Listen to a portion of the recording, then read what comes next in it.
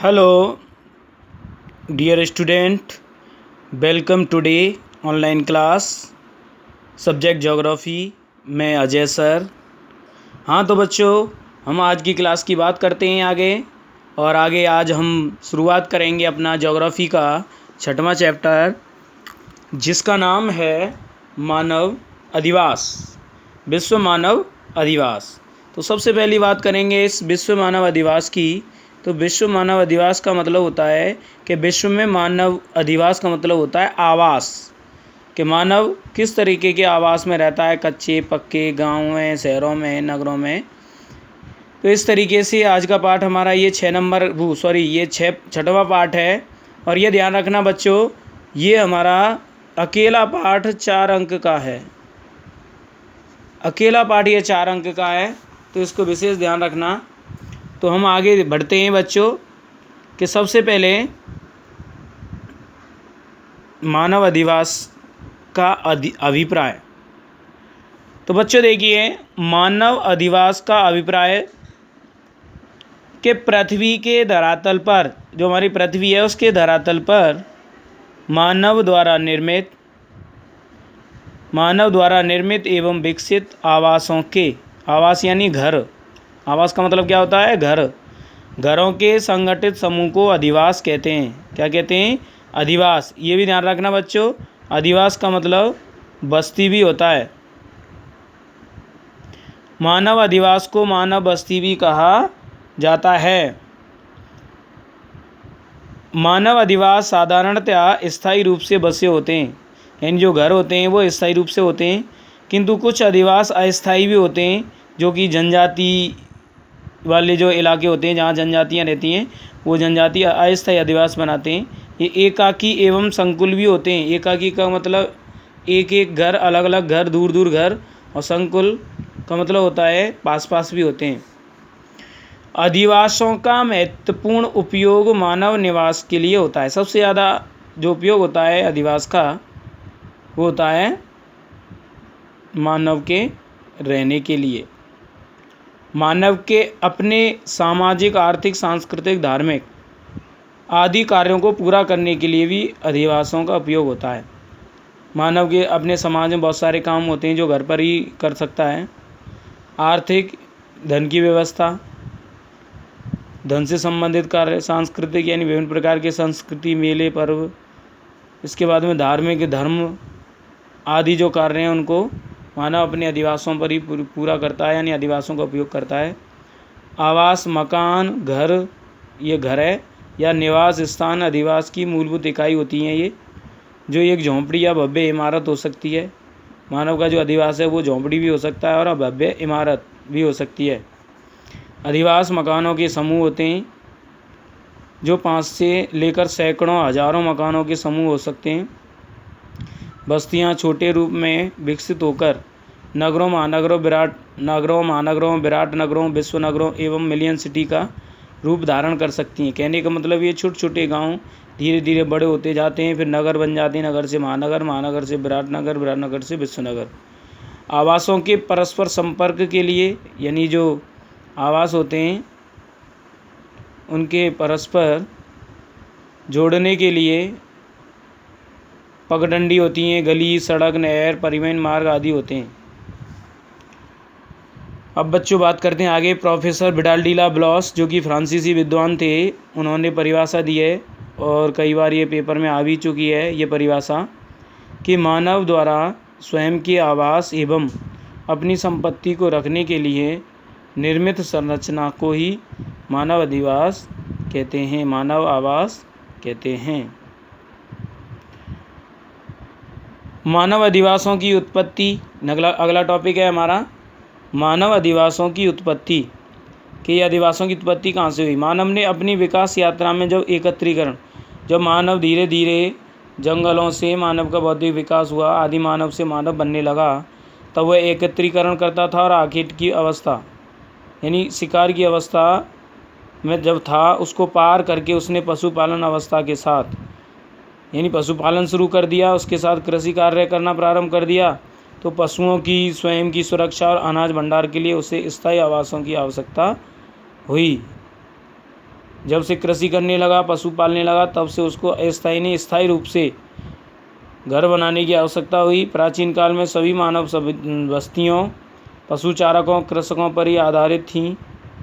जनसंख्या बढ़ने और संघर्ष की स्थिति में सुरक्षा की दृष्टि से आवासों की संख्या में वृद्धि होने लगी। यानी आवास सुरक्षा का भी काम करता है। लोग अलग अलग दूरियों पर घर बनाकर रहने लगे, थोड़ी थोड़ी दूरियों पर घर बनाकर रहने लगे, दूर दूर। धीरे धीरे मानव ने विकास किया।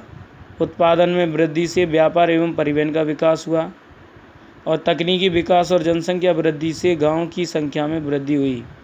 तकनीकी विकास बढ़ने लगा, उत्पादन बढ़ने लगा तो जनसंख्या ऑटोमेटिक बढ़ने लगी। पुराने गांवों के आकार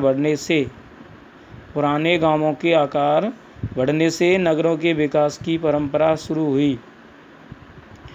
वर्तमान से 5000 वर्ष पूर्व, यानी आज से लगभग 5000 वर्ष पहले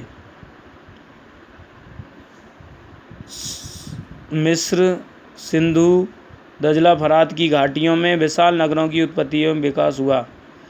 मानव अधिवासों की उत्पत्ति मूलतः अपने निवास के लिए होती है, यानी रहने के लिए होती है। इस आधार पर अधिवासों की उत्पत्ति को दो भागों में बांटा जा सकता है, यानी रहने के आधार पर। एक तो होते हैं अस्थायी, एक होते हैं स्थायी। अब सबसे पहले बात करेंगे हम अस्थायी की।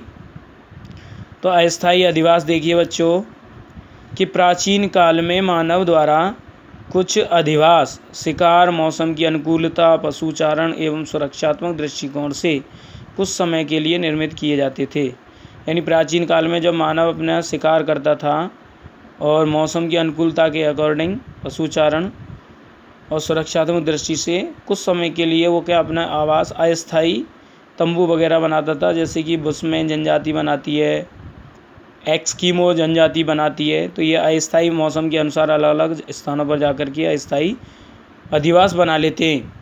आज के आधुनिक युग में भी नागा जैसी कई जनजातियां हैं जिनके द्वारा स्थानांतरण कृषि के लिए, स्थानांतरण का मतलब होता है स्थान परिवर्तित होने वाली कृषि, जिसको 3 साल तक करते हैं, फिर अगले 3 साल दूसरा स्थान ढूंढ करके वहाँ पर इस प्रकार की कृषि की जाती है, जिसे झूमिंग कृषि भी कहते हैं। तो स्थानांतरण कृषि के लिए अस्थायी अधिवासों का निर्माण किया जाता है। मध्य एशिया के स्टेपीज मैदान में, ये घास के मैदान है स्टेपीज एशिया के मध्य में खिरगी जनजाति पाई जाती है। उसके द्वारा पशुओं को चराने के लिए चारे की उपलब्धता तक तंबुओं द्वारा अस्थायी अधिवास निर्मित किए जाते हैं। जैसे जैसे पशुओं को चराते जाते हैं अस्थायी तंबू बनाकर रहते हैं।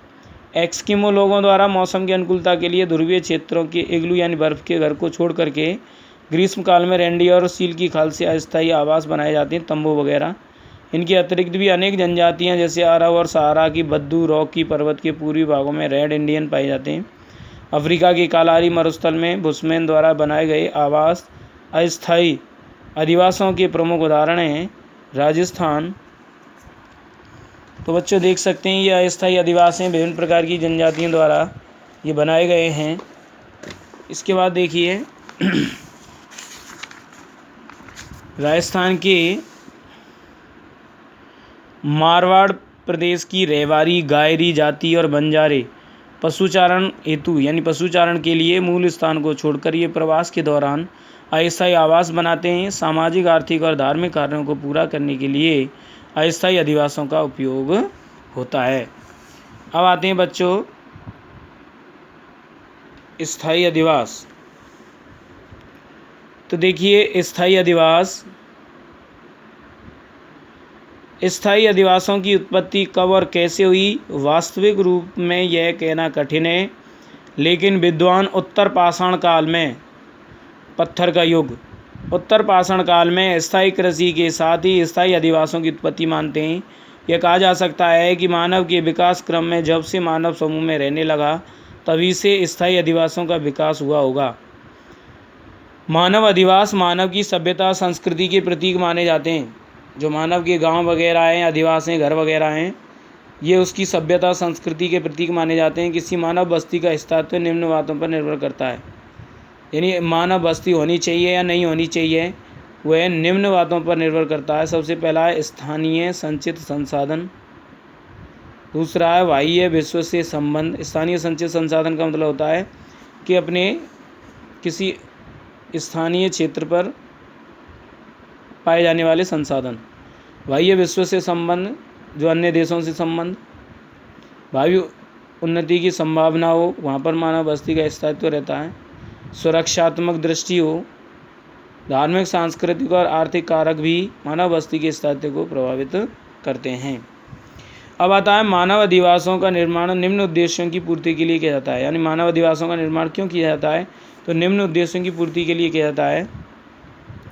तो सबसे पहले भौतिक वातावरण की कठोरता को कम करने के लिए तथा मौसमी परिस्थितियों से सुरक्षा के लिए अधिवासों का निर्माण किया जाता है। क्योंकि हमें पता है बच्चों कि सर्दियों में हमें सर्दी लगती है, गर्मियों में गर्मी, तो उससे बचने के लिए हम अपने घरों का सहारा लेते हैं और मौसम की विभिन्न प्रकार की परिस्थितियाँ, आंधी, तूफान, बरसात आदि में भी हम सुरक्षित रूप से अपने मकानों में या अधिवासों में रहते हैं। दूसरा है खाद्य व उपयोगी सामग्री के भंडार के लिए। खाने की जितनी भी वस्तुएं होती हैं, अनाज वगैरह, सब्जी वगैरह, उनके भंडारण के लिए भी अधिवासों की ज़रूरत पड़ती है। जंगली जानवरों और पशुओं से सुरक्षा। विभिन्न प्रकार के जंगली जानवर होते हैं खतरनाक, उनसे सुरक्षा पाने के लिए घरों की आवश्यकता होती है। इसके अलावा चौथा पॉइंट है सामाजिक, सांस्कृतिक, धार्मिक, आर्थिक और शैक्षिक कार्यों के लिए भी अधिवासों की निर्माण की ज़रूरत होती है। इसके अलावा पांचवा पॉइंट है पारिवारिक और विरासतपूर्ण जीवन जीने के लिए भी अधिवासों का निर्माण किया जाता है। पारिवारिक और विलासितापूर्ण यानी आराम पूर्वक जीवन। मानव दिन भर कार्य करता है और अपने घर पे आकर के फिर आराम करता है, उसे विलासितापूर्ण यानी आराम करना पूर्ण जीवन जीने के लिए अधिवासों की ज़रूरत पड़ती है। अब आता है बच्चों मानव अधिवासों का वर्गीकरण। इसको हम कल पढ़ाएंगे। आज के लिए बस इतना ही बहुत है। धन्यवाद।